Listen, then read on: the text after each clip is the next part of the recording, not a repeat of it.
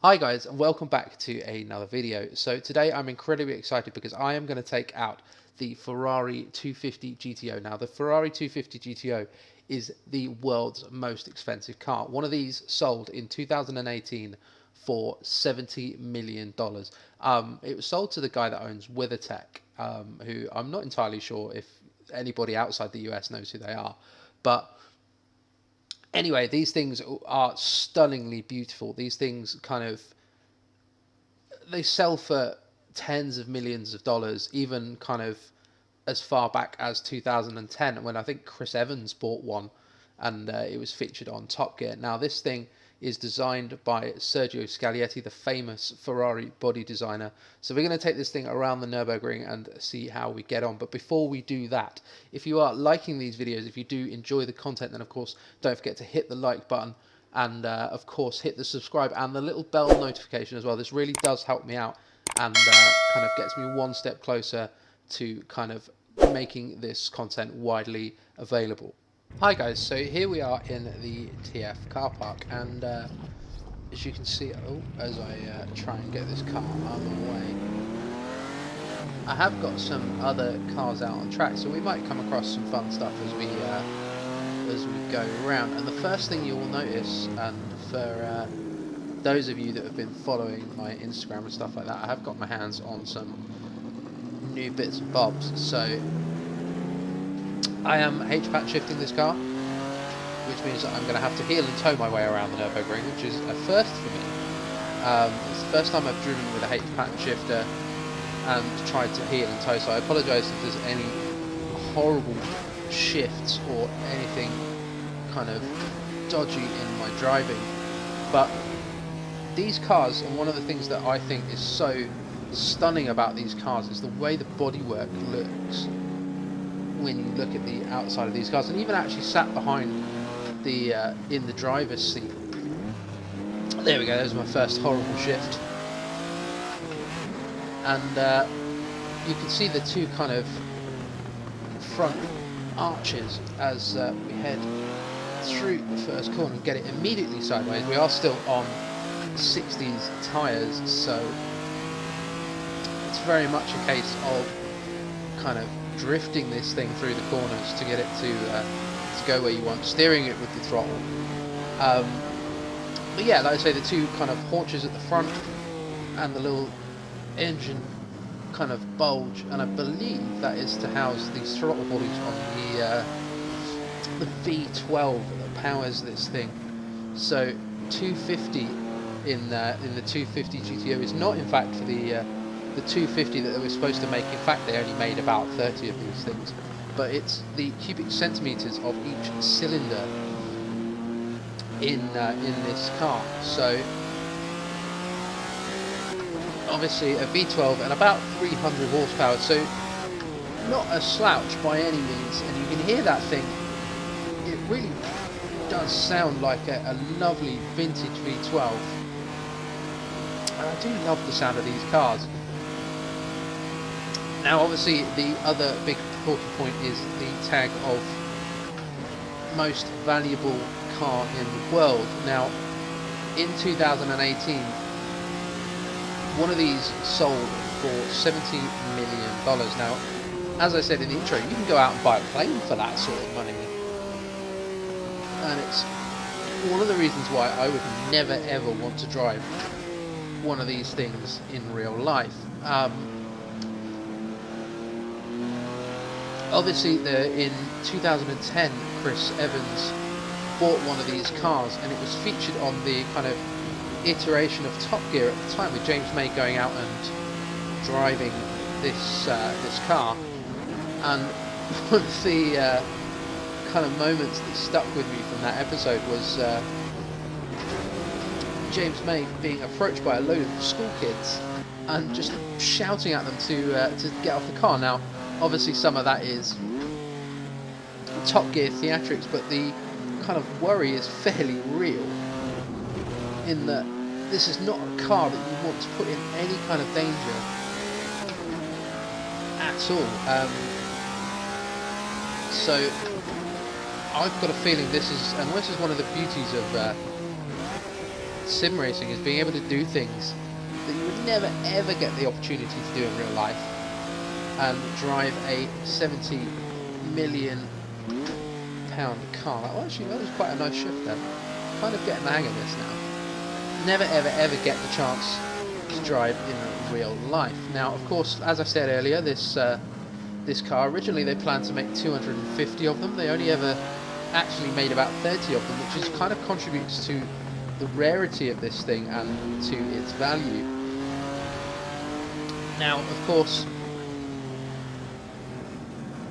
you can't make something particularly valuable. Sorry.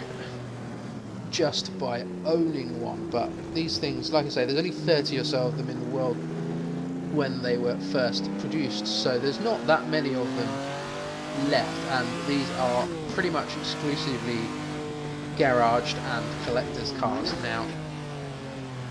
For example, I know that John Hall, the chap that founded Foxtons in the UK and the US, the estate agent actually owns one of these cars. Now,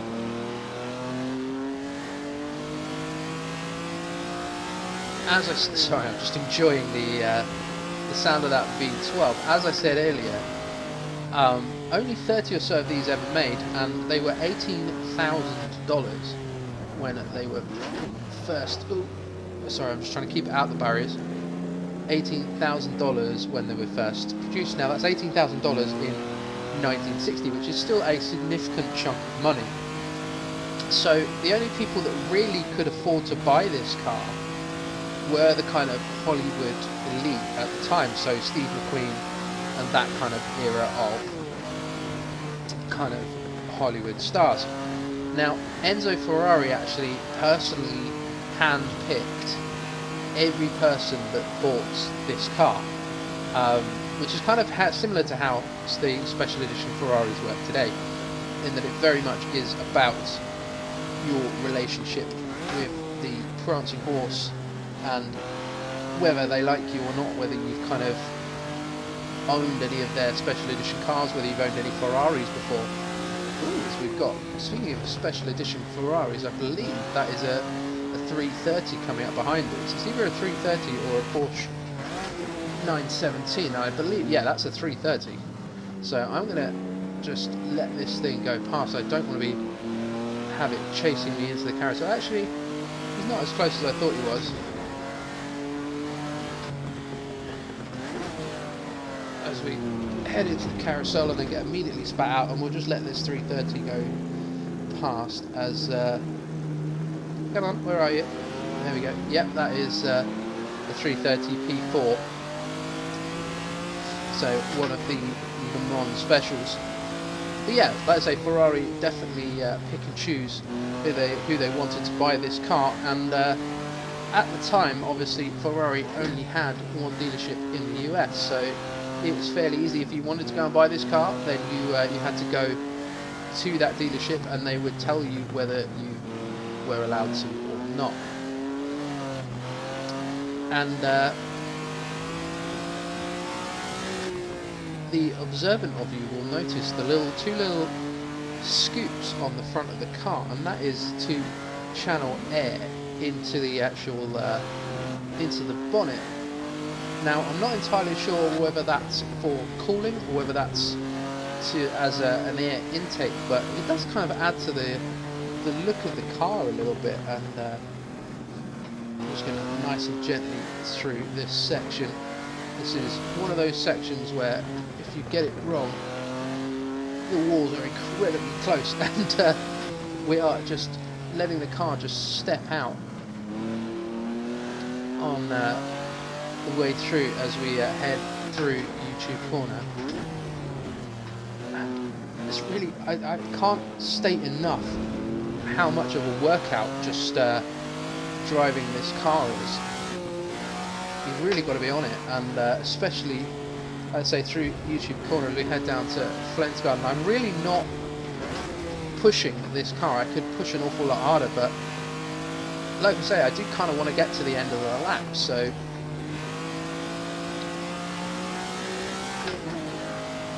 you do have to kind of just drive it with a little bit of respect and just kind of be nice and gentle with it as you try and navigate the bumps and kind of curves of this track.